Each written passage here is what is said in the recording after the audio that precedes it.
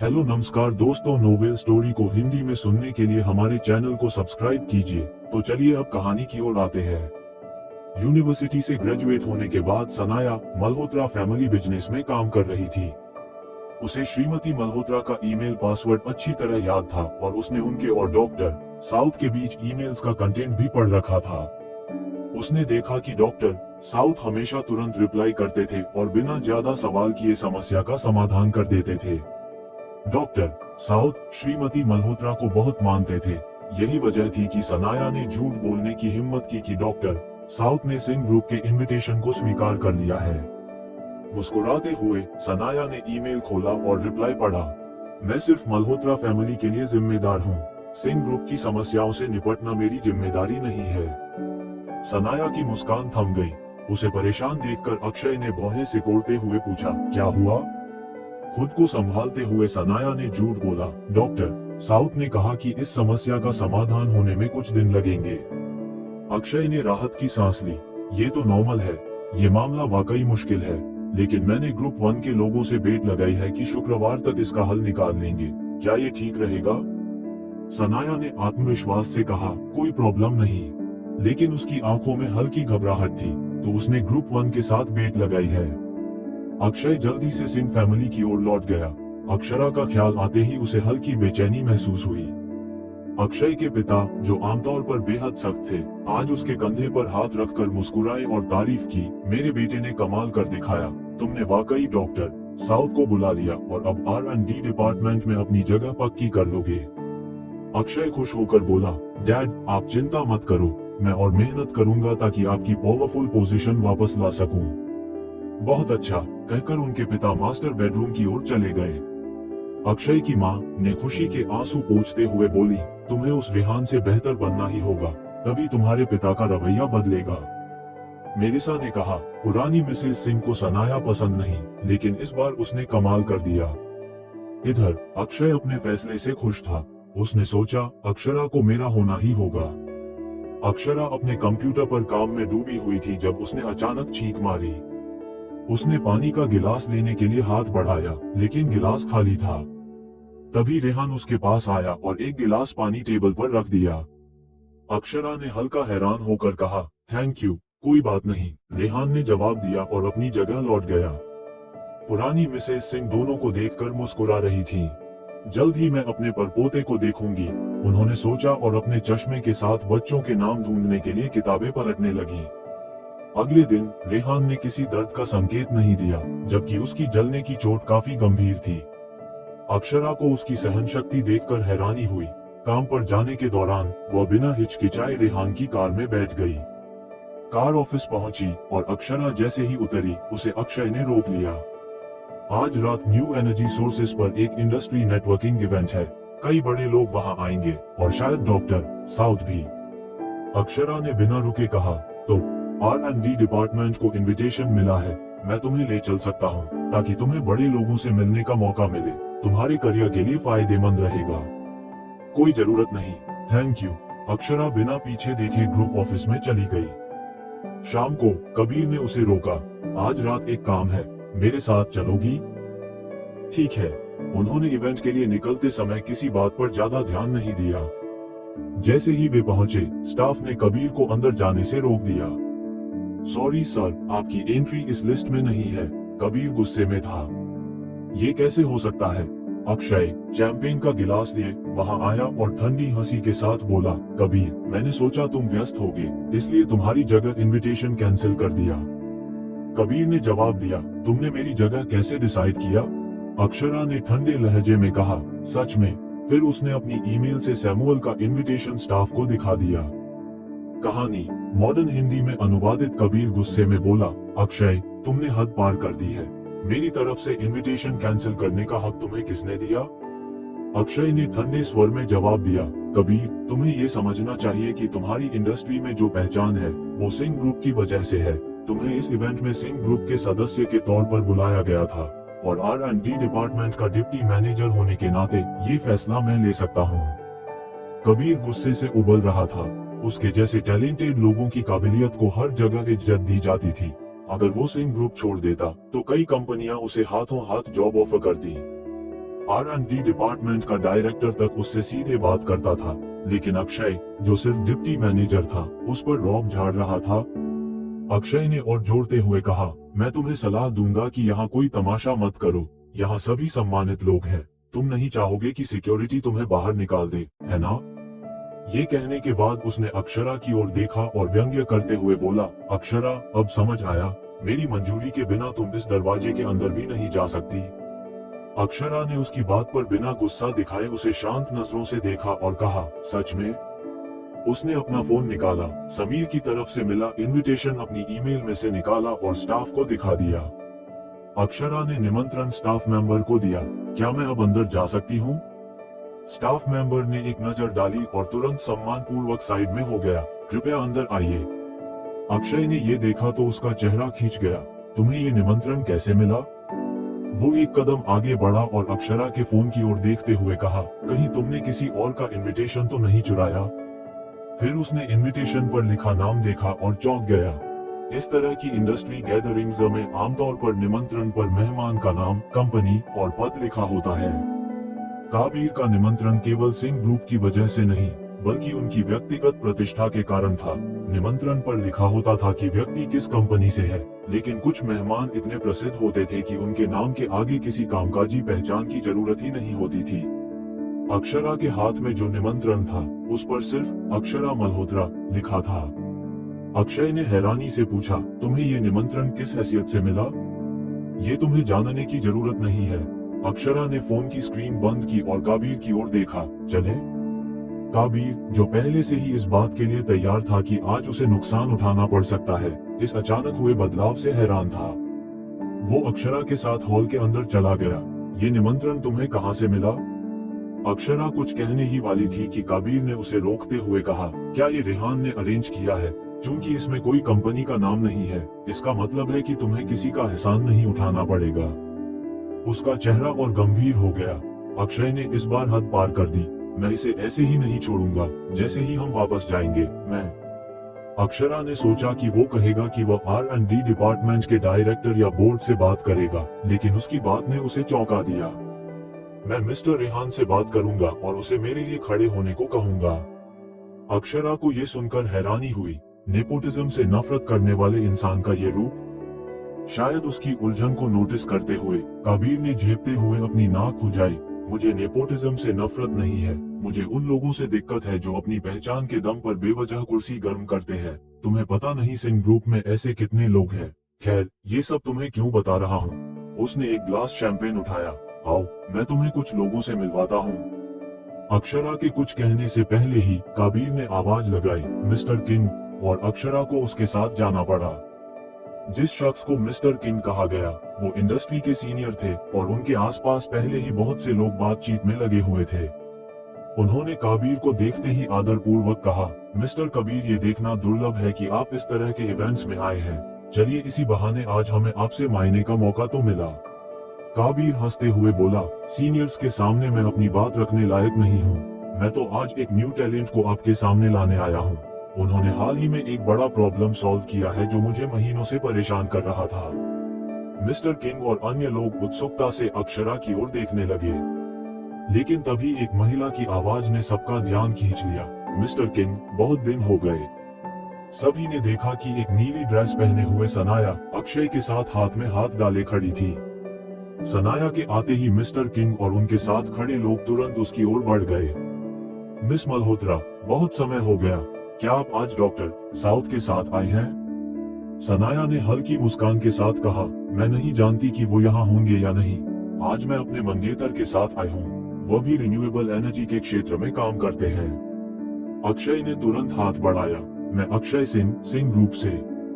Mister king ने अचानक पहचानते हुए कहा, ओह, तो आप यंग मिस्टर सिंह हैं, आपसे मिलकर खुशी हुई। बाकी लोग भी सनाया और अक्षय की तारीफों में लग गए। मिस मल्होत्रा, आप दोनों तो एक परफेक्ट जोड़ी लगते हैं। मिस ओल्सन, हमने सुना है कि डॉक्टर साउथ आपके परिवार को सलाह देते हैं, क्या वो कभी हमारे साथ अपने एक्सपीरियंस शेयर करेंगे? सभी का ध्यान अब सनाया और अक्षय पर था। काबीर और अक्षरा भीड़ के किनारे पर खड़े थे। काबीर की भौहें चढ़ गई, ये सब जानबूझकर कर रहे हैं। उसकी आवाज में गुस्सा साफ झलक रहा था। लेकिन चाहे ये जितनी कोशिश कर लें, डॉक्टर, साउथ का दर्जा सबसे ऊंचा है। समीर भी आज यहाँ होंगे। मैं चाहता हूँ तुम उनसे कुछ बातें करो। अक्षरा ने उसे देखा लेकिन कुछ कहा नहीं। कबीर फिर बोला, तुम्हें अजीब महसूस करने की जरूरत नहीं, थोड़ी हिम्मत जुटाओ। समीर से मिलने की कोशिश कितने लोग करते हैं, मैं खुद अभी तक उनसे ठीक से परिचित नहीं हो पाया हूँ। अक्षरा ने हल्की मुस्कान के साथ कहा, मैं तुमसे उन्हें बाद में मिलवा दूंगी। लेकिन कबीर ने उसकी बात को मजाक समझ लिया। पहले तुम उनसे खुद जान पहचान बढ़ा लो। उसी वक्त एंट्रेंस पर हलचल मच गई। अक्षरा ने पलट कर देखा। समीर हल्के ग्रे सूट में, एक हाथ अपनी जेब में डाले हुए अंदर आ रहे थे। उनका चेहरा गंभीर था, जैसे वो किसी सोच में डूबे हों। उन्हें देखते ही भीड़ उनकी ओर उमड़ पड़ी। मिस्टर मोगन, बहुत दिन बाद आपसे मुलाकात हो रही है। आजकल आप किस प्रोजेक्ट पर काम कर रहे हैं? सनाया और अक्षय ने तुरंत भीड़ की ओर बढ़ने के बजाय अक्षरा की ओर रुख किया। सनाया ने मुस्कुराते हुए कहा, अक्षरा, क्या तुम्हें समीर से मिलने के लिए मेरी मदद चाहिए? अक्षय ने सख्त लहजे में कहा, जिस तरह ये निमंत्रण तुम्हारे पास है, मुझे लगता है तुम्हारे बड़े कनेक्शन होंगे। शायद तुम पहले से ही समीर को जानती हो। सनाया ने व्यंग्यात्मक लहजे में कहा, क्या ऐसा है? समीर के साथ बातचीत करना इतना आसान नहीं है। मैंने सोचा था कि तुम्हारी मदद कर दूं, लेकिन शायद तुम्हें मेरी जरूरत नहीं। कबीर ने एक ग्लास शैंपेन उठाकर अक्षरा को पकड़ाया। जाओ, मिस्टर समीर से मिलकर आओ। अक्षय ने हंसते हुए ताना मारा, सिंह ग्रुप अपने लक्ष्य हासिल करने के लिए किसी को इस्तेमाल नहीं करता, और वैसे भी समीर किसी खूबसूरत चेहरे के चक्कर में फंसने वालों में से नहीं है। तुम्हें लगता है तुम उन्हें प्रभावित कर लोगी? सनाया ने अक्षय को खींचा। चलो, समीर से मिलते हैं। दोनों मुस्कुराते हुए समीर की ओर बढ़े। मिस्टर समीर, सनाया ने आवाज लगाई। समीर ने पहले उन्हें अनदेखा किया, लेकिन जैसे ही उसने अपनी ओर बुलाने वाली आवाज सुनी, उसने उनकी ओर देखा। सनाया को देखकर उसके चेहरे पर कोई भाव नहीं आए, लेकिन जैसे ही उसने उसके पीछे खड़ी अक्षरा को देखा, उसका चेहरा बदल गया। समीर कुछ सेकंड के लिए ठिठक गया, फिर तेजी से अक्षरा की ओर बढ़ गया। ये देखकर सनाया खुशी से झूम उठी। उसे लगा कि समीर उसे सबके सामने पहचान देगा। लेकिन तभी समीर उनके पास से गुजरते हुए सीधा अक्षरा के सामने जाकर रुक गया। अक्षरा, आप यहाँ क्या कर रही हैं? सभी लोग चौंक गए। ऐसे आयोजनों में समीर हमेशा खुद को भीड़ से दूर रखते थे। उन्होंने उसे पहले कभी इतना उत्साहित होते नहीं देखा था। और जिस तरह से उन्होंने उस लड़की से बात की, ये 20-25 साल की लड़की कौन थी? सनाया ने अपने हाथ कसकर भींच लिए। उसके चेहरे पर जलन और गुस्सा साफ दिख रहा था। अक्षय ने भौहें चढ़ाते हुए समीर और अक्षरा के बीच देखा। तुम दोनों एक दूसरे को जानते हो? समीर ने अक्षरा की तरफ देखा और बोलने में हिचकिचाए। उन्हें समझ नहीं आ रहा था कि उनकी बॉस अपनी पहचान बताना चाहती है या नहीं। यकीनन अगले ही पल अक्षरा ने अपने हाथ में पकड़ी शैंपेन को समीर की तरफ उठाया और उन्हें इशारों में सावधान किया। मिस्टर समीर, नमस्ते। आपने मुझे पहचाना, मेरे लिए ये बहुत बड़ी बात है। समीर ने तुरंत बात समझ ली और गला साफ करते हुए बोले, मिस मल्होत्रा, मुझे उम्मीद नहीं थी कि आपसे यहाँ मुलाकात होगी, तो मैं थोड़ा ज्यादा उत्साहित हो गया।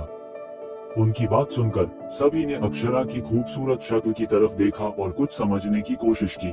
फिर सब हंस पड़े। मिस्टर किंग आगे बढ़े और मजाक में बोले, मिस्टर समीर, वाकई आपका स्वाद बहुत अच्छा है। ये तो सच में अनोखी खूबसूरती है। समीर ने तुरंत जवाब दिया, मिस ओल्सन न केवल खूबसूरत है, बल्कि बेहद काबिल भी है। मिस्टर किंग हैरान रह गए। कबीर ने भी अभी अभी अक्षरा की तारीफ की थी, अब उन्होंने उसे गंभीरता से लेना शुरू कर दिया। मिस मल्होत्रा, ये मेरा बिजनेस कार्ड है। उम्मीद है कि भविष्य में हमारे बीच काम करने का मौका मिलेगा। उनके बाद भीड़ में बाकी लोग भी बोलने लगे। मिस्टर समीर ने अगर आपकी तारीफ की है, तो आप जरूर खास होंगी। इतनी छोटी उम्र में इतना बड़ा मुकाम। अक्षरा को इस तरह के आयोजनों में दिलचस्पी नहीं थी, इसलिए उन्होंने बस हल्की मुस्कान के साथ जवाब दिया। दूसरी तरफ कबीर लोगों से बात करने और हंसी मजाक करने में व्यस्त थे। अक्षय, जो अब तक खामोश खड़ा था, उसने ठंडी आवाज में कहा, चाहे ये जितनी भी काबिल हो, क्या ये डॉक्टर साउथ से ज्यादा काबिल हो सकती हैं? उसके सवाल पर सब एक पल के लिए चुप हो गए। समीर ने अपनी भौहें चढ़ाई और रहस्यमयी मुस्कान दी, लेकिन कुछ नहीं कहा। अक्षरा ने अपने हाथ में शैंपेन पकड़े हुए शांति से खड़े रहना बेहतर समझा, जैसे कि उसने कुछ सुना ही न हो। आखिरकार मिस्टर किंग ने माहौल को संभाला। इस इंडस्ट्री में सबसे ऊंचा दर्जा तो डॉक्टर साउथ का ही रहेगा। लेकिन मिस मल्होत्रा इतनी छोटी उम्र में ही इतनी काबिल हैं, ये भी बड़ी बात है। मैंने सुना है कि आप सिंह ग्रुप के लिए काम कर रही हैं। यंग मिस्टर सिंह, आपकी कंपनी हमेशा इतनी प्रतिभाओं को आकर्षित करती है। मिस्टर किंग की बात सुनकर अक्षरा ने सिर हिला दिया। उनकी ट्रिपल तारीफ ने किसी को भी नाराज नहीं किया और अक्षय भी खुश हो गया। उसने आगे कुछ नहीं कहा। माहौल वापस खुशनुमा हो गया और लोग फिर से हंसी मजाक करने लगे। समीर ने दोबारा अक्षरा का जिक्र नहीं किया और लोग वापस उनसे डॉक्टर साउथ के बारे में सवाल पूछने लगे। इस मौके का फायदा उठाकर अक्षरा भीड़ से बाहर निकल गई। लॉबी में रोशनी फैली हुई थी। हर कोई स्मार्ट कपड़ों में था और एक दूसरे से टकराकर ड्रिंक शेयर कर रहा था। हालांकि जगह खचाखच भरी थी, लेकिन अक्षरा को ये माहौल कभी पसंद नहीं आया। उसे तो अस्पताल में मिस्टर सिंह और रिहान के साथ रहना ज्यादा आरामदायक लगता था, जहां हर कोई अपनी अपनी जगह पर शांत रहता। वो बालकनी पर आई, अपना फोन निकाला और रिहान का मैसेज देखा। मैं रॉयल होटल में एक मीटिंग में हूँ, काम खत्म होते ही साथ चलेंगे।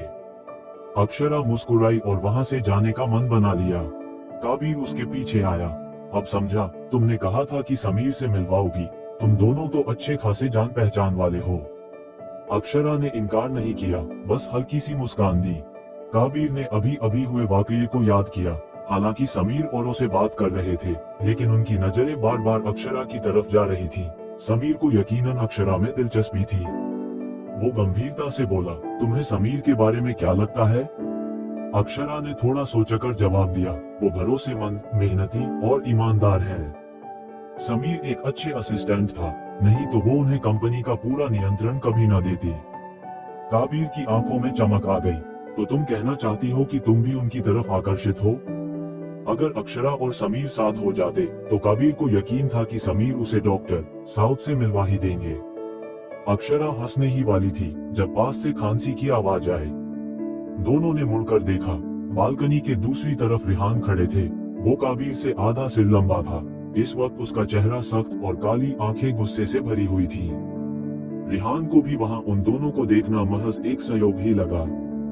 जैसे ही वो वहां से गुजर रहा था, उसने उनकी बातचीत सुनी। समीर के लिए अक्षरा की तारीफ ने उसे बेमतलब गुस्से से भर दिया। उसने काबिर को सख्ती से टोका, मिस मल्होत्रा शादीशुदा हैं, तुम यहाँ क्या बकवास कर रहे हो? काबिर ने थोड़ा चिढ़ा हुआ महसूस किया। अक्षरा की आइडेंटिटी कोई ऐसा सीक्रेट नहीं था जिसे उसे छुपाने की जरूरत हो। उसका इरादा अपनी टीम से इसे छुपाने का नहीं था। जब तक उसकी कंपनी पब्लिक नहीं हो जाती, उसे किसी अननेसेसरी ट्रबल से बचाना चाहिए। तो जब कबीर को कुछ गड़बड़ महसूस हुई तो उसने सच बताने का फैसला किया। अच्छा ठीक है, मैं ही डॉक्टर साउथ हूँ, अक्षरा ने कहा। अक्षरा की बात सुनकर कबीर चौंक हो गया। उसने डिसबिलीफ में अक्षरा की ओर देखा, फिर अचानक हंस पड़ा। तुम्हारा सेंस ऑफ ह्यूमर अच्छा है। अक्षरा को समझ नहीं आया कि क्या कहे।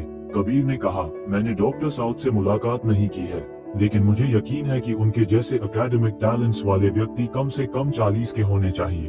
तुम मुझे फूल नहीं बना सकती। अक्षरा ने अपने लिप्स के कोने को हिलाया। नहीं, सच में मैं ही डॉक्टर साउथ हूँ। है तो तुमने सोचा कि ऐसा कहने से मेरी सस्पिशंस दूर हो जाएंगी? कबीर ने उसे ऊपर से नीचे तक देखा, भौहें सिकोड़ते हुए। कहीं तुम समीर के साथ अफेयर तो नहीं चला रही हो? अक्षरा ने कहा, तुम्हारी इमेजिनेशन बहुत घटिया है। क्या बात है? कबीर ने भौहें चढ़ाते हुए उसे सलाह दी, ऐसा मत करो, ये हम सबको इफेक्ट करेगा। यह अच्छा नहीं है। मैं चीटर्स को बहुत नापसंद करता हूँ। हम सब रिस्पेक्टेबल लोग हैं। अगर तुम अपने पति से प्यार नहीं करती तो डिवोर्स लेकर फिर से शादी कर लो। जैसे ही उसने ये शब्द कहे, उसे अचानक अपनी रीढ़ में एक चिल महसूस हुई, जैसे कोई मर्डरस इंटेंट हो। उसने मुड़कर देखा और पाया कि रेहान बाहर निकल रहे थे। उनकी डीप आईज प्राचीन बर्फ की तरह ठंडी थी, जिससे कबीर को ऐसा महसूस हुआ जैसे कि उसकी हड्डियां ठंडी हो गई हो। कबीर और भी हैरान हो गया। रेहान, क्या आज तुम्हारा बिजनेस डील ठीक नहीं हुआ? रेहान ने नजरें फेर ली। तुम बहुत ज्यादा बोलते हो। कबीर स्पीचलेस हो गया। अक्षरा ने देखा कि कबीर रेहान से सबसे ज्यादा डरता था। इस समय एक फ्लैशी येलो स्पोर्ट्स कार उनके सामने आकर रुकी। समीर ने उसे सीटी बजाई। मिस मल्होत्रा, मैंने अभी यह कार खरीदी है, क्या मैं तुम्हें एक रिटेप लेके चलूं? वो अपनी बॉस को दिखाने के लिए ईगर था। समीर का मन में था, अक्षरा को स्पीड से डर लगता था। समीर डरते हुए देखना चाहता था। अक्षरा ने उसकी आंखों में इशारा पकड़ा और मना करने वाली थी, लेकिन रेहान ने अचानक कहा, ये तुम्हारे रास्ते से बाहर है। समीर मुस्कुराया, वो जहाँ भी जा रही है वो मेरे रास्ते में है। अक्षरा थोड़ी स्पीचलेस हो गई और अनजाने में कबीर की ओर देखा। उसकी आंखों में अक्षरा और समीर की अफेयर को लेकर उसका शक और बढ़ता जा रहा था। उसने देखा नहीं कि रेहान का फेस डार्कन्ड हो गया था। रेहान ने उसकी ओर देखा, उसकी शार्प आईब्रोज हल्की सी सिकुड़ गई और उसने धीरे से सलाह दी, शराब पीने के बाद किसी स्ट्रेंजर की कार में मत बैठो। अक्षरा ने आईब्राव उठाई, समीर की ओर देखते हुए, मुझे लगता है कि मैं मिस्टर सिंह के साथ जाऊंगी। ठीक है। समीर ने सिर झुका लिया, जैसे उसकी इंटरेस्ट कम हो गई हो। फिर मिलते हैं। व्रूम स्पोर्ट्स कार ने जोर से स्टार्ट किया और जल्दी ही नजरों से ओझल हो गई। तभी रेहान की ब्लैक बेंटली धीरे धीरे आकर रुकी। बेंटली का एक्सटेंडेड वर्जन उस पतली स्पोर्ट्स कार की तुलना में बहुत स्टर्डी और सुरक्षित था। डेविस दौड़कर दूर खोलने आया। रेहान ने इशारा किया कि पहले अक्षरा अंदर जाए, फिर वो कार में बैठ गए। जब कबीर अंदर जाने वाला था तो उसे रोक दिया गया। क्या तुम्हारे पास कार नहीं है? कबीर ने कहा, आज मैंने ड्रिंक किया है। समझ गया। रेहान ने इंडिफरेंटली कहा, तो तुम कैब ले सकते हो। कबीर स्पीचलेस हो गया। उसने सोचा, अभी तो उसने कहा था कि शराब पीने के बाद किसी स्ट्रेंजर के कार में मत बैठो, उसका क्या हुआ? कार का दूर बंद हो गया और बेंटली मर्सिलेसली चल पड़ी, कबीर को अकेला खड़ा छोड़कर। कार स्टेडली रोड पर चल रही थी। कार विंडो के बाहर चंद्रमा की हल्की सी प्रकाश गाड़ी के अंदर आ रही थी। जबकि रेहान की नजरें उसके बगल में बैठी वुमन पर पड़ी। मूनलाइट उसकी खूबसूरत चेहरे पर पड़ रही थी और वो बहुत खूबसूरत लग रही थी।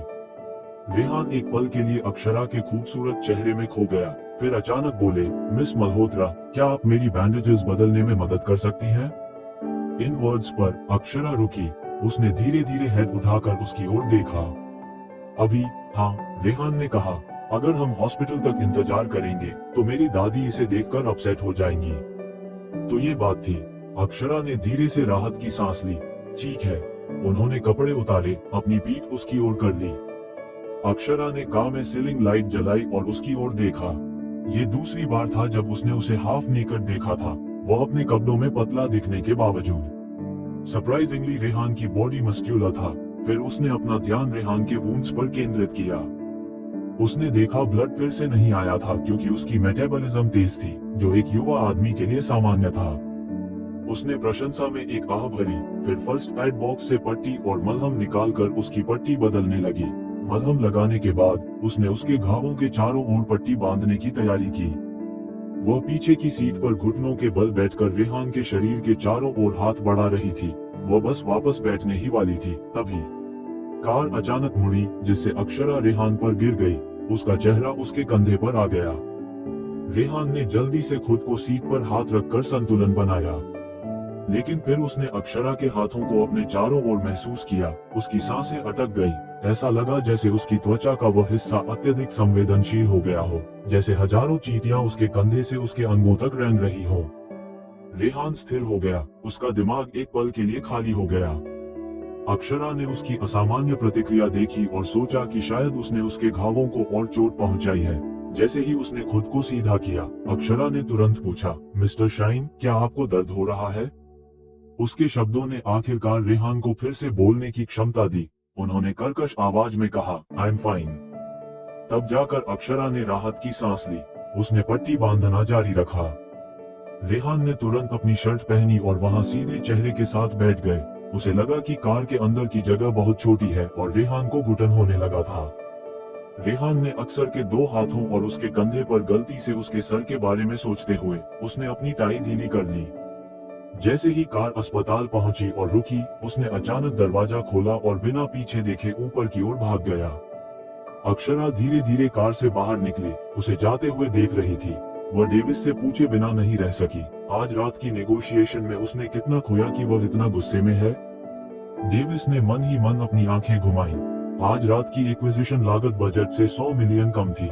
उसका बॉस बहुत खुश था। हालांकि उसने कुछ नहीं कहा और जल्दी से रेहान के पीछे चला गया। अक्षरा ने हल्के से सिर हिलाया, ऊपर जाने के लिए तैयार थी, जब अचानक एक छाया उसके सामने आ गई, मुस्कुराते हुए, मेरी प्यारी भांजी। यह उसका अंकल प्रकाश था। उसने पीछे बेंटले की ओर देखा, फिर अक्षरा को शरारती नजरों से देखते हुए कहा, मिस्टर शाइन तुम्हारे बारे में बहुत अच्छी राय रखते होंगे, क्या उन्होंने तुम्हें पैसे दिए हैं? अक्षरा ने अपनी आंखें छोटी कर ली और हंसने से खुद को रोक नहीं सकी।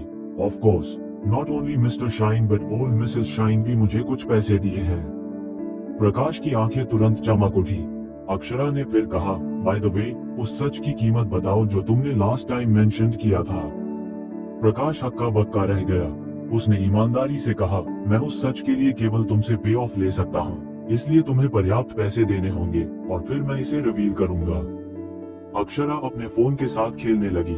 कुछ ही समय में प्रकाश के फोन ने $30,000 के बैंक ट्रांसफर का नोटिफिकेशन बजा दिया। वो बहुत खुश हो गया। अक्षरा ने कहा, यह एक डिपॉजिट है, मेरे पास यहाँ और 70,000 है, मुझे बताओ, और यह सब तुम्हारा है। ऑफ कोर्स, मुझे पहले ये जानना होगा कि तुम्हारा सच इस पैसे के लायक है या नहीं। हाँ, यह निश्चित रूप से इसके लायक है, ये तुमसे संबंधित है। इस सौदे के हाथ से निकल जाने के डर से प्रकाश ने जल्दी से कहा, मैं तुम्हें अभी बता दूंगा। तो आखिर क्या सच है जिसके बारे में प्रकाश अक्षरा से छुपा रहा है? तो ये जानने के लिए सुनते रहिए ये नॉवल। हेलो नमस्कार दोस्तों, नोवेल स्टोरी को हिंदी में सुनने के लिए हमारे चैनल को सब्सक्राइब कीजिए। तो चलिए अब कहानी की ओर आते हैं। अक्षरा ने अपनी आंखें उसकी ओर की। बोलो। प्रकाश एक कदम आगे बढ़ा, अपनी आवाज को धीमा करते हुए। ये सच्चाई, अगर मैं इसे तुम्हें 50 लाख में भी बेचूं, तो भी यह एक बेहतरीन डील है। आखिर मालहोत्रा परिवार इतना अमीर है। क्या इस सच्चाई का कुछ संबंध मालहोत्रा परिवार से है? अक्षरा ने पूछा, उसके चेहरे पर संदेह था। हाँ, प्रकाश ने कहा। वो एक मुस्कान के साथ आगे बढ़ा, असल में तुम। उससे पहले कि वो अपनी बात पूरी कर पाता, एक गुस्से वाली आवाज आई, मामा जी और अक्षरा तुम दोनों क्या कर रहे हो? अक्षरा ने मुड़कर देखा, सनाया, जो बेतरतीब और पार्टी ड्रेस में थी, उनकी ओर दौड़ रही थी। प्रकाश हंसते हुए बोला, मैं बस अपनी भतीजी के साथ बिजनेस कर रहा हूँ। सनाया ने अपनी मुठियां कस ली, मैंने तुम्हें पहले ही पैसे दे दिए हैं। प्रकाश ने आंखें नीची करते हुए कहा, लेकिन मुझे और पैसे चाहिए। और कितने? सनाया ने पूछा, उसकी आवाज में गुस्सा था। सनाया ने एक गहरी सांस ली, मैं तुम्हें दूंगी। प्रकाश ने हंसते हुए कहा, अभी अभी मेरी भतीजी ने मुझसे 50 लाख का वादा किया। सनाया ने अपनी मुठियां और कस ली। प्रकाश ने लंबी सांस भरी, मुझे लगता है मैं अपनी भतीजी के साथ सौदा करूंगा। मेरे पास पैसे हैं, सनाया ने कहा, उसके दांत पीसते हुए। तुम पहले जाओ, मैं तुम्हें कल पैसे दूंगी। ठीक है, उसने कहा। प्रकाश मुड़कर भाग गया। जाते जाते अक्षरा से बोला, मेरी प्यारी भतीजी, उस 5 लाख को एक ऋण समझो। वह तेजी से भाग गया, इस डर से कि अक्षरा पैसे वापस मांग लेगी। क्या बेकार आदमी है, अक्षरा ने सोचा, लेकिन वह स्थिर रही। अगर वह अपना पैसा वापस चाहती, तो उसके पास कई तरीके थे। वो अस्पताल की ओर बढ़ गई। उसके पीछे सनाया ने अपना फोन उठाया। हेलो अक्षय। सनाया, मुझे याद है कि मालहोत्रा परिवार मुंबई से है। क्या तुम अपनी माँ से पूछ सकती हो कि क्या वो ओबराय परिवार से किसी को जानती है? अक्षय ने कहा। ओबराय परिवार? सनाया ने पूछा। हाँ, परिवार का मुखिया का नाम है निखिल ओबराय। मुझे खबर मिली है कि मेरा परिवार ओबराय फैमिली के साथ डील साइन करना चाहते हैं, लेकिन उनसे कोई डायरेक्ट कॉन्टेक्ट नहीं है। सनाया ने तुरंत एक उम्मीद देखी। अगर वो सिंह परिवार में शादी कर लेती, तो एक 50 लाख कुछ नहीं था। मैं थोड़ी देर में अपनी माँ से पूछूंगी, उसने कहा। फोन रखने के बाद सनाया ने खुद को शांत किया। मिस मालहोत्रा दूसरी मंजिल के वीआईपी वार्ड में ठहरी हुई थी और मिसेज सिंह तीसरी मंजिल पर थी। अक्षरा और सनाया एक साथ सीढ़ियां चढ़ी। जब वे दूसरी मंजिल पर पहुंचे, तो उन्होंने एक माँ को अपने बेटे से बात करते हुए देखा। माँ खुशी से बोली, तुम्हारी तीसरी आंटी ने अभी फोन किया, कहा कि उसने तुम्हें एक अमीर लड़की से मिलवाया है, तुम्हें उस ब्लाइंड डेट पर जाना चाहिए। बेटा शिकायत करते हुए बोला, माँ, मेरी पत्नी को बस सर्जरी की जरूरत है और वह ठीक हो जाएगी, मुझे किसी और से डेट करने की क्या जरूरत है? माँ चिंतित होकर बोली, क्या तुमने नहीं सुना कि नर्स ने क्या कहा? ऑपरेशन की लागत $70,000 है, इसके बाद की देखभाल की लागत इससे अधिक होगी। हमें वो पैसा कहाँ से मिलेगा? बेटा कुछ देर सोचता है, चलो हम घर बेच देते हैं, उसने इसे अपनी दहेज से खरीदा था। माँ ने असहमति में सिर हिलाया, हम घर नहीं बेच सकते, अगर वह मर जाती है, तो तुम्हें किसी बेहतर से मिल जाएगा जब तुम्हारे पास घर होगा। अगर तुम घर बेच देते हो तो तुम सब कुछ खो देते हो। बेटा चौंक गया, यह सही नहीं लगता, उसने मेरे लिए अपने परिवार से संबंध तोड़ लिया। माँ ने हंसते हुए कहा, इसीलिए वह 2 साल से अपने परिवार से संपर्क में नहीं है। वह अपने परिवार से मदद की उम्मीद नहीं कर सकती और किसी को परवाह नहीं है कि वह जिएगी या नहीं। उसने अपनी आवाज को धीमा करते हुए कहा, हम बस कह देंगे कि हमारे पास पैसे नहीं हैं और उसे घर ले चलेंगे। जब वह मर जाएगी, जो बहुत जल्द होगा, तुम उस ब्लाइंड डेट वाली लड़की से शादी कर सकते हो। बेटा चौंका, अचानक रुचि दिखाते हुए, तो चलो हम उसका इलाज नहीं करेंगे। हालांकि दोनों ने अपनी आवाजें कम की थी, लेकिन हॉस्पिटल का वो एरिया बहुत शांत था और उनकी आवाजें गूंज रही थी, इसलिए अक्षरा ने सब कुछ साफ साफ सुना। वो रुकी, उसे वह सांस बहुत दुष्ट लगी और बेटा भी उतना ही बेकार था। वो सोच रही थी कि कौन सी दुर्भाग्यशाली लड़की ऐसे बदसूरत जोड़े से मिली। तभी उसने कुछ महसूस किया और गलियारे की दिशा में देखा। एक कमजोर लड़की जिसकी रंगत बहुत पीली थी, एक मरीज की गाउन में दरवाजे के पास खड़ी थी। माँ और बेटे ने भी उसे देखा और उनके चेहरे पर अचानक बदलाव आया। बेटा बोला, रिहाना, उस लड़की ने कहा, मेरे पिताजी को बुलाओ, वो मुझे इलाज के लिए पैसे देंगे। माँ ने उपहास किया, हमने पहले ही कोशिश की, लेकिन जैसे ही उन्होंने देखा कि यह मेरे बेटे का नंबर है, उन्होंने फोन काट दिया। तुमने उनके साथ संबंध तोड़ लिए, अब तुम उनसे क्यों मांग रही हो? रिया दीवार के खिलाफ झुककर खड़ी थी। वो इतनी कमजोर थी कि लगभग बोल नहीं पा रही थी।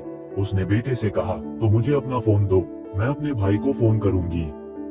बेटा झपकाते हुए बोला, शोर मत मचाओ, तुम गंभीर रूप से बीमार हो। डॉक्टर ने तुम्हें फोन का उपयोग करने की अनुमति नहीं दी। बिना किसी हिचकिचाहट के उसने कहा, माँ, तुम अस्पताल से डिस्चार्ज की प्रक्रिया संभालो, मैं उसे घर ले जाऊंगा। रिया भागने की कोशिश करती है लेकिन बहुत कमजोर होती है। वह जमीन पर गिर जाती है और अपनी आखिरी ताकत से सनाया की टांग पकड़ लेती है। कृपया मेरी मदद करो, मेरे भाई को कॉल करो। जैसे ही सनाया दूसरी मंजिल की ओर जाने वाली थी, वह गलियारे के करीब थी। जब उसे पकड़ा गया तो उसने सहानुभूति महसूस करने के बजाय तुरंत अपने पैर को पीछे खींच लिया। उसने डिस्गस्ट में आंखें घुमाई। तुम्हें क्या चाहिए? एक लड़के के लिए तुमने अपने परिवार से संबंध तोड़ दिए। रोमांस में अटके रहने वाला कभी अच्छा नहीं होता। ये सब तुम्हारी अपनी गलती है। ये सुनकर माँ और बेटे ने राहत की सांस ली। बेटा रिया को उठाता है, रिया, तुम्हारे माता पिता तुम्हें नहीं चाहते। मैं अब तुम्हारा एकमात्र अभिभावक हूँ। तुम मुझे सुनने के लिए बाध्य हो। रिया निराशा के कगार पर थी। उसे पता था कि इस माँ और बेटे के साथ घर जाना मतलब मौत है, लेकिन वह मरना नहीं चाहती थी। उसे पता था कि वह गलत थी। वह अपने भाई से मिलना चाहती थी। वह अपने माता पिता को याद कर रही थी। पश्चाताप की आंसू उसकी आंखों से बहने लगे और रिया ने अपनी आंखें बंद कर ली। जैसे ही उसने सोचा कि उसका जीवन इस पल में ठहर जाएगा, एक उदासीन आवाज गूंजी, रुको। रिया ने अपनी आंखें खोली, सिर्फ ये देखने के लिए कि एक सुंदर आकृति गलियारे की छायाओं से बाहर आ रही है। महिला का खूबसूरत चेहरा कोई भाव नहीं दिखा रहा था। जब वो उसके पास आई और बस कहा, फोन नंबर। रिया के चेहरे से आंसू बहने लगे। माँ चिल्लाई, तुम क्या कर रही हो? मैं तुम्हें चेतावनी देती हूँ, दूसरों के मामलों में दखल मत दो। बेटा भी बोला, भले ही तुम कॉल करो, ये बेकार होगा, कोई नहीं उठाएगा। हालांकि अक्षरा ने केवल रिया की ओर देखा। Phone number. रिया ने कमजोर होकर एक नंबर का उच्चारण किया। अक्षरा ने अपना फोन निकाला और नंबर डायल किया। कॉल जल्दी ही उठाई गई और दूसरी ओर एक युवा पुरुष की आवाज आई, हेलो, यह निखिल ओबराय है। अक्षरा ने तुरंत कहा, रिया गंभीर रूप से बीमार है और उसे तुरंत सर्जरी की आवश्यकता है। दूसरी ओर व्यक्ति तुरंत चिंतित हो गया और उसने महसूस किया कि वह दौड़ रहा है। उसने पूछा, वह कहाँ है? अक्षरा ने उसे अस्पताल का नाम बताया। व्यक्ति ने कहा, मैं वर्तमान में दिल्ली शहर में काम पर हूँ, मुझे वहाँ पहुँचने में आधा घंटा लगेगा। ठीक है, उसने कहा। फोन रखने के बाद अक्षरा ने माँ और बेटे की ओर मुड़कर कहा, जब तक उसका भाई नहीं आता, उसे कोई नहीं ले जा सकता। ये सुनकर सनाया हंस पड़ी, तुम बहुत दखल दे रही हो। जब उसका परिवार आएगा तो वे तुम्हें इसके लिए दोषी ठहरा सकते हैं। रिया ने आंसुओं के साथ पूछा, मेरे भाई, उसने कहा था कि वह आधे घंटे में आएगा। चिंता मत करो। उसके दिल में एक पश्चाताप था। उसने कॉलेज में अपने पति से प्यार किया और शादी की, जबकि उसके परिवार ने इस रिश्ते को मंजूरी नहीं दी। परिवार की आपत्तियों को नकारते हुए वह अपने पति के साथ दिल्ली आ गई। पिछले 2 वर्षों में उसके भाई और माता पिता ने उसे घर आने के लिए कई बार कहा। रिया ने उन्हें दिखाने का वादा किया कि वो खुश है। उसके माता पिता चुप रहे, लेकिन उसके भाई ने एक अनुरोध किया। पहले 2 वर्षों तक अपने पति को अपने परिवार की संपत्ति के बारे में न बताने के लिए कहा। रिया हमेशा से परिवार की लाडली रही है और बिना काम किए पली बड़ी है। दिल्ली में बसने के बाद उसने अपनी सास से सलाह ली और एक अच्छी पत्नी और मां बनने की कोशिश की। हर बार जब वह अपनी मां को बताती कि उसने खाना बनाना और सफाई करना सीख लिया है, उसकी मां रोने लगती, कहती कि वह ऐसे कामों के लिए नहीं पली है। लेकिन रिया को परवाह नहीं थी। वह चाहती थी कि वे 2 साल बिता लें और फिर अपने पति को घर लाए। लेकिन उसे कभी नहीं पता था कि वह यहाँ मर सकती है, केवल 20 लाख की वजह से। अब उसे समझ आया कि उसके माता पिता क्या कहना चाहते थे। वह खुद को गिरा रही थी। रिया ने फिर से अक्षरा को देखने की कोशिश की। वह अपने उद्धारकर्ता का चेहरा याद रखना चाहती थी। तभी उसे अपने पति की आवाज सुनाई दी। क्या तुम्हें लगता है कि तुम उसकी मदद करके कुछ लाभ प्राप्त करोगी, ये सोचकर कि उसका भाई तुम्हें इनाम देगा? तुम सपने देख रही हो। उसके परिवार के पास पैसे नहीं हैं। अगर वे आएंगे तो वे केवल हार मानेंगे। तुम्हारे लिए वे सोचेंगे कि तुम उनके मामलों में दखल दे रही हो। रिया का दृष्टि गुस्से से काली हो गई। उसने विनती की, मेरा भाई मुझे छोड़ नहीं देगा। प्रिय, मेरे परिवार के पास पैसे हैं। हमारे वर्षों के प्यार के लिए मुझे मेरे भाई के पास सौंप दो। तुम मेरा घर ले लो। तुम्हारा घर, उसके पति ने उपहास किया। वह घर हमारी शादी के बाद खरीदा गया था और हम दोनों का संपत्ति माना जाता है। इसके अलावा जब हम कॉलेज से ग्रेजुएट हुए थे, तुम मुझसे शादी के लिए उत्सुक थी। तुम्हारा परिवार तुमसे प्यार नहीं करता, इसलिए तुम उदासी में घर से भाग गई। क्या मैं सही हूँ? इन 2 वर्षों में तुमने कभी अपने परिवार से संपर्क नहीं किया। तुम्हारा भाई तुम्हारी देखभाल क्यों करेगा? भागने के लिए उत्सुक रिया को गुस्सा आ गया। उसने सांस लेने में कठिनाई महसूस की और बेहोश हो गई। जब अक्षरा ने देखा कि वह सांस लेना बंद कर चुकी है, तो उसने तुरंत कदम बढ़ाया। उसे सीपीआर की जरूरत है। उसे सीपीआर की जरूरत नहीं है। उसके पति ने अचानक पीछे हटते हुए चिल्लाया, हमारे निजी मामलों में हस्तक्षेप मत करो। ये सुनकर अक्षरा ने अपनी मुठियां कस ली। कितना क्रूर आदमी। सास भी आगे बढ़ी और अक्षरा और उस आदमी के बीच खड़ी हो गई। तुम क्या कर रही हो? सब लोग आओ और देखो, मेरी बहू मर रही है और उसकी आखिरी इच्छा घर पर मरने की है, लेकिन यह व्यक्ति हमें जाने नहीं दे रहा। उसने जोर से चिल्लाया, जिससे चारों ओर मरीजों और नर्सों की भीड़ लग गई। ये देखकर सास और भी जोर से रोने लगी। रिया, तुम्हारी जिंदगी इतनी मिजरेबल क्यों है? अगर इस व्यक्ति ने हमारे मामलों में दखल नहीं दिया होता और हमें रोका नहीं होता, तो तुम अस्पताल में नहीं मरती। अक्षरा ने सोचा कि अब उनके साथ बहस करना समय बर्बाद करना होगा। उसने पति की ओर दौड़ लगाई और बेहोश रिया को पकड़ने का प्रयास किया। पति पीछे हटने लगा, लेकिन अक्षरा ने उसकी बाह मोड़ दी। रिया उसके हाथों से फिसल गई। अक्षरा ने उसे पकड़ लिया और तुरंत कार्डियोपल्मोनरी रिससिटेशन शुरू कर दिया। जब प्रमुख नर्स शोर सुनकर आई तो उन्होंने पूछा, क्या हो रहा है? सास रोते हुए चिल्लाई, हमें मदद करो। मेरे बेटे और बहू ने इलाज छोड़ने का फैसला किया है। यह अजनबी हमें जाने नहीं दे रहा। पति का हाथ मोड़कर दर्द में पसीना बह रहा था। वहां नर्स के सवाल सुनकर उसने चिल्लाया, मैं उसका पति हूँ। बेहोश होने से पहले उसने मुझसे कहा था कि उसे बीमारी सहन नहीं हो रही थी और वह जिंदा नहीं रहना चाहती थी। वह गरिमा से मरना चाहती थी। देखो यह महिला क्या कर रही है। क्या मेरी पत्नी को इलाज छोड़ने का अधिकार भी नहीं है? प्रमुख नर्स ने माथा सिकोड़ते हुए अक्षरा की ओर बढ़ी। मैडम, आप। सीपीआर करते हुए अक्षरा ने कहा, यह महिला मरना नहीं चाहती। मैंने उसके भाई को बुलाया है, वो जल्दी ही यहाँ होगा। प्रमुख नर्स ने जल्दी से जोड़ा, उसका भाई भी उसका परिवार है, इसलिए वो उसका गार्डियन है। यदि उसका भाई फिर से बचाने पर जोर देता है तो हम बचाव जारी रख सकते हैं। ये बात पति और सास को चौंका देने वाली थी। सया जो पास खड़ी थी धीरे धीरे बोली, अक्षरा, तुम्हें लोगों पर इस तरह जोर डालना नहीं चाहिए। भले ही वह ठीक हो जाए, सर्जरी बहुत महंगी होगी। सर्जरी के बाद भी खर्च बहुत है। सास और उसके पति दोनों ने इलाज छोड़ दिया है। तुम उसके भाई को बुलाने पर क्यों जोर दे रही हो? भले ही वो यहाँ आए, इसका क्या फायदा? हर परिवार की अपनी कठिनाइयाँ होती हैं। पति अचानक कुछ समझ गया और चिल्लाने लगा, हमारे पास कोई पैसा नहीं है। मेरे साले का परिवार भी गरीब है। सर्जरी खुद 70,000 खर्च करेगी। महीने का खर्च 10 लाख तक पहुंच सकता है। मेरी पत्नी हमें या उसके परिवार पर बोझ डालना नहीं चाहती थी। मैं कितना बेकार हूँ। मैं अपनी पत्नी को मरते हुए देख सकता हूँ। एक बड़े आदमी की चीखें काफी भावुक थीं। हर साल अस्पतालों में अनगिनत मरीज इलाज छोड़ने का फैसला करते हैं। उनके पास मृत्यु चुनने का अधिकार होता है। उनके चारों ओर लोग तुरंत अक्षरा पर आरोप लगाने लगे। यह महिला इतनी युवा है, समाज की कठिनाइयों का अनुभव नहीं किया। वह कितनी नाइव है, मूर्खता भरी उत्साह, बस किसी का अंतिम संस्कार करने में देरी कर रही। क्या इसे मृत शरीर को नुकसान पहुंचाने का अपराध माना जाएगा? सास चिल्लाते हुए कहती रही, सब लोग मेरी मदद करो उसे लड़की को यहाँ से हटाने में। सिक्योरिटी, जल्दी आओ, यहाँ कोई शव के साथ छेड़छाड़ कर रहा है। जैसे ही सुरक्षा गार्ड आए, अक्षरा गुस्से में पलटी और सभी लोगों पर घूरते हुए बोली, तुम सब पैसे के लिए साजिश कर रहे हो, तुम सब एक मौत का कारण बन रहे हो। सुरक्षा गार्ड ठिठक गए, लेकिन सास ने मौके का फायदा उठाते हुए अक्षरा के बाल खींचकर उसे खींचने लगी। मेरी बहू को छोड़ दो, उसकी लाश को मत छुओ। वो रिया को बचाने नहीं दे सकती थी। अक्षरा का सिर दर्द कर रहा था क्योंकि बालों को जोर से खींचा जा रहा था, लेकिन ये सीपीआर का महत्वपूर्ण क्षण था, उसे छोड़ना नहीं चाहिए था। उसने बाधाओं के बावजूद रिया को फिर से जीवित करने की कोशिश जारी रखी, जबकि सास बार बार उसे चुटकी भर रही थी।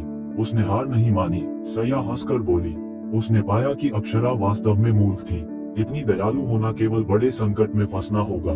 माँ बेटा स्पष्ट रूप से अच्छे लोग नहीं थे। उसने खुद को बड़े संकट में डाल लिया। इस क्षण कई लग्जरी कारें तेजी से अस्पताल पार्किंग क्षेत्र में आई। कार रुकने से पहले ही एक लंबा आदमी कूदकर बाहर आया। निखिल ओबरॉय अपने चेहरे पर गंभीरता लिए काले सूट पहने बॉडीगार्ड्स के समूह के साथ तेजी से मंजिल पर पहुंचा। जब निखिल दूसरी मंजिल पर दौड़ा तो उसने तुरंत अपनी बहन रिया को जमीन पर देखा, जो सीपीआर प्राप्त कर रही थी। रिया बहुत पीली और कमजोर लग रही थी और उसे देखकर निखिल का दिल रुक गया। यह एक अस्पताल था कि क्या था? इसकी बहन को सीपीआर क्यों दिया जा रहा था? मशीनें कहाँ थी? मशीनें क्यों नहीं चल रही थी? निखिल के मन में कई सवाल दौड़ने लगे जब उसने देखा कि एक उम्रदराज महिला उस व्यक्ति को पीट रही है जो उसकी बहन की सीपीआर कर रहा था। वो महिला चिल्लाते हुए बोली, जाओ यहाँ से, मेरी बहू को बचाने की जरूरत नहीं है। क्या ये बेहतर नहीं होगा कि वह शांति से चली जाए? हम उसका इलाज नहीं करा सकते। क्या तुम हमारे परिवार को दिवालिया करने पर तुली हो? रिया के पति ने भी कहा, इलाज की लागत 20 लाख है और महीने का मेडिकल खर्च 10 लाख। मैं बेकार हूँ। अगर तुम मेरी पत्नी को वापस भी लाए तो हमारा परिवार फिर भी इस मुश्किल का सामना करेगा। मेरे साले का परिवार भी अमीर नहीं है, वरना मेरी पत्नी हार मानने का फैसला नहीं करती। निखिल का चेहरा काला पड़ गया। वो उन दोनों को मार डालना चाहता था। वो ओबराय परिवार का प्रमुख था और उसे बस इन वाक्यों से समझ आ गया कि क्या हो रहा है। उसकी बहन को बचपन से लाड़ प्यार मिला था और उसके कमरे में रखी कोई भी ज्वेलरी 20 लाख से ज्यादा की थी, लेकिन अब वो अपने पति और सास के हाथों उस छोटी सी रकम के लिए मारी जा रही थी। इस एहसास के साथ उसने बिना रुके रिया की ओर बढ़ना शुरू किया। रिया की सास ने देखा कि अक्षरा हिल नहीं रही थी और उसे ये भी पता चला कि रिया का हाथ थोड़ा हिला, जो ये दिखाता था कि शायद रिया को होश आ गया था। महिला गुस्से में आ गई और कीरा के चेहरे को खरोंचने की कोशिश करने लगी। उसके लंबे नाखून थे जो कीरा के चेहरे को विकृत करने के लिए तैयार थे। अक्षरा ने देखा कि रिया का दिल फिर से सामान्य चलने लगा है और साथ ही इस बुजुर्ग महिला की मंशा को भी समझ लिया। उसने जल्दी से अपना सिर घुमाया और महिला की कलाई पकड़ ली। जब धमाका, एक अनजान आदमी ने अचानक बुजुर्ग महिला के सीने पर लात मारी। महिला इतनी जोर से गिरी कि वो जमीन पर गिर गई और अपनी छाती पकड़कर बोल नहीं पा रही थी। पति ने देखा कि क्या हुआ और निखिल की ओर इशारा करते हुए चिल्लाया, तुम कौन हो? ये बहुत ज्यादा है। तुमने मेरी पत्नी के शव पर अत्याचार किया है और तुमने मेरी माँ पर भी हाथ उठाया। पुलिस बुलाओ। मैं पुलिस को बुला रहा हूँ। शव। निखिल ने पति को लात मारी और अपने पीछे आ रहे बॉडीगार्ड्स को निर्देश दिया, उन्हें सबक सिखाओ और पुलिस को बुलाओ। उन्हें बताओ कि इन दोनों ने पैसे के लिए मेरी बहन की हत्या करने की कोशिश की। ये शब्द कहकर वह जल्दी से रिया की ओर दौड़ा और झुककर बोला, रिया, मैं यहाँ हूँ, जागो। कीरा ने समझ लिया कि वह कौन है और शांत स्वर में कहा, हालांकि उसकी धड़कन वापस आ गई है, लेकिन उसे तुरंत सर्जरी की जरूरत है। धन्यवाद। वहां पहुंचते समय निखिल ने पहले ही एक डॉक्टर से व्यवस्था कर ली थी। उसने ये शब्द कहे और रिया को उठाकर ले गया। जब पुलिस आई तो उन्होंने जल्दी ही मां और पति के पैसे के लिए हत्या करने के इरादे की पुष्टि की और तुरंत दोनों को गिरफ्तार कर लिया। वहां जमा हुई भीड़ को सच बताया गया और सभी ने कीरा को सराहा। अक्षरा पीछे रह गई ताकि पुलिस को बयान दे सके। एक बार जब उसने अपना बयान दे दिया तो मुड़ी तो देखा कि सनाया अभी भी उसके पीछे खड़ी थी। सनाया चिंतित दिख रही थी। उसे ये स्पष्ट था कि जो भाई अभी आया था वह बहुत अमीर था। अगर उसे पहले पता होता तो वह उस बेवकूफ महिला को कॉल करने देती। ये सब अक्षरा की गलती थी। उसने फिर से ध्यान खींच लिया। फिर भी सनाया की आंखों में एक मुस्कान आ गई।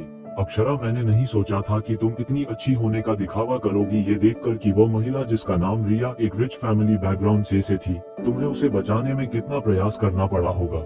अफसोस, सब कुछ होने के बाद भी उसके भाई ने तुम्हें धन्यवाद तक नहीं दिया।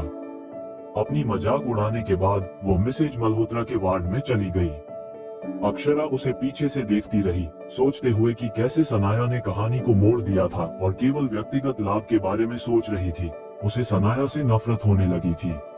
पहला तो ये कि रिया गंभीर स्थिति में थी और उसका भाई निश्चित रूप से उसे तुरंत सर्जरी के लिए ले जाएगा। दूसरा ये कि अक्षरा ने एक जीवन बचाया, लेकिन उसने इसके बदले कुछ उम्मीद नहीं की। उसने अपने सिर पर हाथ लगाया और दर्द महसूस किया। उस बुजुर्ग महिला ने उसे इतना जोर से खींचा था कि अब भी दर्द हो रहा था। उसने अपने बिखरे बालों को सहेजा, लंबा सांस लिया, अपना फोन निकाला और घर जाने से पहले रेहान को एक संदेश भेजा। तीसरी मंजिल पर वीआईपी वार्ड में रेहान ने कार में हुई घटना के बारे में सोचा और उसका दिल तेजी से धड़कने लगा। उसने दरवाजे की ओर देखा, लेकिन अक्षरा अभी तक नहीं आए। क्या वो भी शर्मिंदा महसूस कर रही थी? इस विचार पर उसने थोड़ा सा माथा सिकोड़ लिया। क्या अक्षरा द्वारा भेजे गए व्हाट्सएप संदेश का इंतजार करते हुए उसे आधे घंटे से अधिक समय लग गया। रेहान, कुछ अचानक हुआ है, मैं रात के लिए घर जा रही हूँ। यह मैसेज प्राप्त करने पर रेहान अजीब तरह से राहत महसूस करता है, लेकिन उसने अनजाने में माथा सिकोड़ लिया। इतना महत्वपूर्ण क्या हो सकता है जो वो अचानक घर चली गई? अक्षरा ने टैक्सी बुलाई, घर गई और नहाया, अपने बालों पर बहुत सारा कंडीशनर लगाया और अंततः उसने अपने उलझे हुए बालों को ठीक किया। गिरे हुए बालों को देखकर उसे एक दर्द महसूस हुआ। उसने रात में खाना खाया, फिर अपने लैपटॉप निकालकर ऑफिस का अधूरा काम जारी रखा। उस रात कुछ खास नहीं हुआ। अगले दिन सुबह सुबह अक्षरा ऑफिस पहुंची। उसे ऑफिस के दरवाजे पर काबिल मिला। उसने घर पर कुछ नींद ली थी और उसकी आंखों के नीचे काले घेरे काफी कम हो गए थे। वो भी कम चिड़चिड़ा लग रहा था। जब उसने उसे टैक्सी से उतरते देखा तो उसने राहत भरी सांस ली। मैं कल रात घर गया था और सोचता रहा कि कुछ ठीक नहीं है। मेरे बॉस ने तुम्हें घर ड्रॉप किया था, तो क्या इसका मतलब है कि तुम लोग अब साथ रह रहे हो? शुक्र है तुम आज सुबह उनके साथ काम पर नहीं आए। अक्षरा चुप रह गई। वो आमतौर पर रेहान के साथ काम पर आती थी, लेकिन उसने इस बारे में एक्सप्लेन करने का कोई प्रयास नहीं किया। काबिर उसकी ओर देखते हुए गर्व से बोला, मुझे पता है कि रेहान का मूड कल खराब क्यों था। मैंने सुना है कि वो ओबराय परिवार के साथ एक कॉन्ट्रैक्ट साइन करना चाहता था, लेकिन ओबराय परिवार का प्रमुख निखिल ओबराय उसके साथ अच्छा संबंध नहीं रखता। वो आज कंपनी में डील करने आ रहा है, इसलिए मेरे कजिन का मूड काफी खराब होगा। अक्षरा निखिल का नाम सुनकर चौंकी। निखिल एलेन, वही नाम तो था जो कल रिया के भाई का था। उसे एहसास हुआ कि जब निखिल ओबराय अपनी असिस्टेंट के साथ सिंह ग्रुप बिल्डिंग में आया तो वह उससे चूक गई थी। रिया की सर्जरी बहुत सफल रही। वो आज सुबह जाग गई। जब उसने अपनी माता पिता को देखा जो रात भर दौड़े आए थे, तो तीनों काफी देर तक रोते रहे। इसके बाद रिया ने अपने बचाने वाले के बारे में पूछा। हालांकि उस लड़की ने रात पहले ही हॉस्पिटल छोड़ दिया था। अपने बहन की चिंता देखकर निखिल ने वादा किया कि वह उसकी बहन को बचाने वालों को जरूर ढूंढेगा और सही तरीके से उनका आभार व्यक्त करेगा। उसने व्यक्तिगत रूप से देखा था कि इस महिला ने अपनी बहन को बचाने के लिए कितनी मेहनत की थी, इसलिए उसने तय किया कि ओबराय परिवार इस महिला का जीवन भर कर्जदार रहेगा। उसे बस ये जानने में दिलचस्पी थी कि यह युवा महिला किस काम में लगी हुई थी। जब ये विचार उसके मन में चल रहे थे, तभी अचानक उसकी नजर उस लड़की पर पड़ी जो लिफ्ट का इंतजार कर रही थी। तारांकन निखिल थोड़ी हैरान था। तारांकन अगले दिन अस्पताल में जो युवा महिला उसने देखी थी, उसके बाल रिया की सास द्वारा अस्त व्यस्त कर दिए गए थे, इसलिए वो उसके चेहरे को ठीक से नहीं देख पाया। ये युवा महिला उसकी बहुत समान लग रही थी। निखिल ने अपनी गति बढ़ाई, उसे ये पुष्टि करने के लिए पास जाने की कोशिश की। हालांकि उसी समय लिफ्ट आई और अक्षरा और कबीरा उसमें प्रवेश कर गए। जब निखिल वहां पहुंचा तो उसने केवल लिफ्ट के दरवाजे धीरे धीरे बंद होते हुए देखे। ये कितना दुर्भाग्यपूर्ण संयोग था। निखिल जल्दी में नहीं था, क्योंकि उस युवा महिला ने रात को उसे फोन नंबर दिया था। सिंह ग्रुप के साथ बातचीत खत्म होने के बाद वह उसे धन्यवाद देने के लिए कॉल कर सकता था। वह अपने परिवार के साथ उसे उचित तरीके से धन्यवाद देने पर चर्चा कर सकता था। कबीरा और अक्षरा ने R&D विभाग में प्रवेश किया। जैसे ही वे कार्यालय में पहुंचे, उन्होंने देखा कि उनके सहयोगी अपने कंप्यूटर के सामने बाल खींच रहे हैं। कल शुक्रवार है और वाइस प्रेसिडेंट सिंह हमें अपना सॉल्यूशन जल्दी जमा करने के लिए बहुत जोर दे रहा है। मुझे लगता है कि अब हमें हार मान लेनी चाहिए। ये काम इंसान के लिए असंभव है। क्या कबीर कल रात सोने चला गया? क्या इसका मतलब है कि उसने हार मान ली? मिस मल्होत्रा क्या कर रही? क्या वो इस काम को कर सकती है? लकी ने तुरंत कहा, ऐसा मत कहो, इससे उस पर बहुत दबाव पड़ेगा। चाहे अक्षरा कितनी भी प्रतिभाशाली हो, वो डॉक्टर साउथ की तुलना नहीं कर सकती। सभी ने सहमति में सिर हिलाया। जब उन्होंने अक्षरा और कबीर को देखा तो समूह ने तुरंत उत्साह से गपशप करना शुरू कर दिया। कबीर, क्या तुमने पिछले रात डॉक्टर साउथ से मुलाकात की? कबीरा ने अपनी आंखें घुमाई। डॉक्टर साउथ ऐसी सभा में कैसे आ सकता है? अगर वह आया तो वो लोगों के हाथों चबा जाएगा। क्या तुमने फिर मिस्टर समीर से मिले? क्या उन्होंने कहा कि डॉक्टर साउथ हाल ही में क्या शोध कर रहे हैं? नहीं, उन्होंने नहीं कहा। कबीरा अचानक अक्षरा की ओर देखने लगा। लेकिन हम अक्षरा से पूछ सकते हैं। क्या मिस मल्होत्रा, तुम वास्तव में समीर को जानती हो? इसका मतलब है कि तुम डॉक्टर साउथ को भी जानती हो? सभी ने एक साथ अक्षरा को देखा। मिस मल्होत्रा, क्या तुम भविष्य में डॉक्टर साउथ से हमें मिलवा सकती हो? अक्षरा ने समूह को देखा और उनके चेहरों पर खुशी और उम्मीद देखी। उसने हल्का मुस्कुराते हुए कहा, बिल्कुल, हम शायद कभी साथ काम करें। सभी उसकी बातों पर हंस पड़े। आइए इसे भूल जाएं। मैं तो इसके बारे में सपने देखने की भी हिम्मत नहीं करती। अगर हम उसे मार्गदर्शन दे सके तो ये कितना अच्छा होगा। अक्षरा ने अपनी लैपटॉप अपने ऑफिस में ले जाकर रखा। जैसे ही वो अंदर गई, कबीरा ने उसे रोका। अपने आप को मत दबाओ। इस परियोजना की तीव्रता हमारी टीम की क्षमता से कहीं अधिक है। हमारे सीनियर इस बात से अवगत हैं। वे अक्षय को टीम का मनोबल गिराने नहीं देंगे। उसकी बातें सुनकर अक्षरा मुस्कुराई। चिंता मत करो, मुझ पर भरोसा करो। अक्षय ऑफिस के बाहर खड़ा था, अक्षरा को देख रहा था। उसके चेहरे पर सुंदरता थी और उसके आत्मविश्वास भरे उज्जवल मुस्कान ने उसे उसकी यूनिवर्सिटी के दिनों की याद दिला दी। ऐसा लगता था जैसे उसकी उपस्थिति में किसी भी कठिनाई को आसानी से पार किया जा सकता है। लेकिन उसका आत्मविश्वास कहां से आया? डॉक्टर साउथ के अलावा कोई भी इतनी कठिनाई भरे कार्य को इतनी जल्दी पूरा नहीं कर सकता। उसने मुड़कर अपने ऑफिस की ओर बढ़ा दी और अपने सेल फोन पर सानाया को कॉल किया। क्या डॉक्टर साउथ मुझे कल तक समाधान भेज सकते हैं? सानाया ने टालने की कोशिश की। अक्षय, डॉक्टर साउथ बहुत व्यस्त हैं, वो विदेश में हैं। अक्षय ने चिढ़कर कहा, अगर तुम टालती रहोगी तो अक्षरा, मल्होत्रा और बाकी लोग प्रॉब्लम का सॉल्यूशन निकाल लेंगे। सानाया थोड़ी घबराई हुई आवाज में बोली, मैं उन्हें जल्दी करने के लिए कहूंगी। अक्षय ने अचानक अपनी आंखें तिरछी की। सानाया, तुम मुझसे झूठ तो नहीं बोल रही हो? बिल्कुल नहीं, मैं अब डॉक्टर साउथ से बात करने जा रही हूँ। सानाया फोन काटकर घबराई हुई हो गई। इन 2 दिनों में उसने मिसेस मल्होत्रा का ईमेल इस्तेमाल करके डॉक्टर साउथ को संदेश भेजे थे, लेकिन उनकी प्रतिक्रियाएं कठोर थी, जिसमें उन्होंने कहा कि वो एक बिजनेस डील पर है और परेशान न करें। वो अगले दिन तक उसके प्रॉब्लम का सॉल्यूशन नहीं दे पाएगी। जब अक्षय देखेगा कि उसने अपनी पहचान खो दी है तो वो सगाई रद्द कर देगा। नहीं, उसे ऐसा होने नहीं देना चाहिए। उसकी आंखों में अचानक दृढ़ता चमकी और उसने वार्ड में जाकर मिसेस मल्होत्रा से पूछा, माँ, क्या तुम्हें मुंबई के ओबराय का पता है? अक्षय उनसे संपर्क करना चाहता है। मिसेस ओल्सन की स्थिति पिछले कुछ दिनों से स्थिर थी और वह अगले दिन डिस्चार्ज होने वाली थी। वो बिस्तर पर किताब पढ़ रही थी। जब उसने सानाया की बात सुनी तो उसकी उंगलियां कस गई, लेकिन फिर उसने ऊपर देखा और कहा, नहीं। सानाया की आंखें चमकी। मिसेस ओल्सन की प्रतिक्रिया स्पष्ट रूप से यह संकेत दे रही थी कि वो ओबराय को जानती थी, लेकिन उन्हें सानाया से मिलवाना नहीं चाहती थी। सानाया ने तय किया कि यह स्वार्थी महिला मां बनने के लायक नहीं थी।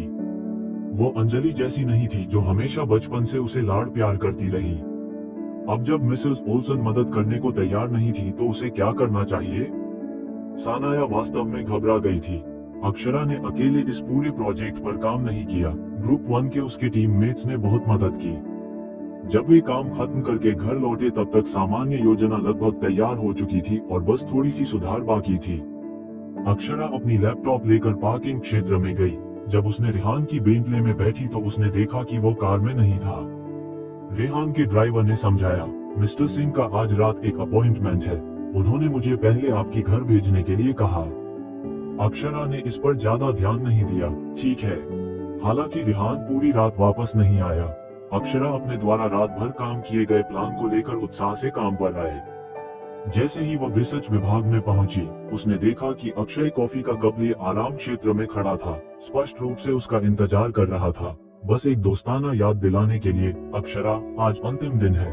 अगर तुम काम खत्म करने से पहले समाधान जमा नहीं करती तो मैं अपनी शर्त जीत जाऊंगा और तुम्हें जो कहा उसका जिम्मा लेना होगा। अक्षरा नहीं जानती थी कि क्या कहे। क्या इस आदमी के पास पूरे दिन करने के लिए कुछ नहीं था? उसने अपनी आंखें घुमाई और अपने ऑफिस की ओर बढ़ी, लेकिन अक्षय उसके पीछे आया। अगर तुम भविष्य में मेरे लिए काम करती हो तो मैं तुम्हारे साथ बुरा व्यवहार नहीं करूंगा। कम से कम मैं तुम्हें डॉक्टर साउथ से मिलवा सकता हूँ। अक्षरा ने हंसते हुए कहा, इसमें कोई जरूरत नहीं। अक्षय गुस्से में बोला, मुझे पता है कि तुम समीर के साथ अच्छे संबंध रखती हो और सोचती हो कि तुम्हें मेरी मदद की जरूरत नहीं है, लेकिन क्या तुम सोचती हो कि वह तुम्हें डॉक्टर साउथ से मिलवाएगा? वह तुम्हें केवल एक खिलौना समझता है। अगर उसके प्रति कोई वास्तविक भावनाएं होती तो वह तुम्हारी समस्या हल करने में मदद करता। मुझे मदद की जरूरत नहीं। अक्षय हंस पड़ा। सचमुच? दूसरे लोग तुम्हारी प्रशंसा करते हैं कि तुम प्रतिभाशाली हो और तुम वास्तव में खुद की तुलना डॉक्टर साउथ से करने लगी हो। सोचती हो तुम समाधान निकाल सकती हो। मेरे समाधान पहले ही तैयार हैं। अक्षरा की हंसती आंखों में अक्षय की नफरत भरी हुई थी। दूसरी ओर वाइस प्रेसिडेंट सिंह, क्या तुम्हें अभी तक डॉक्टर साउथ का समाधान मिला? तो क्या होगा आगे? क्या खुल जाएगा अक्षरा का डॉक्टर साउथ होने का राज?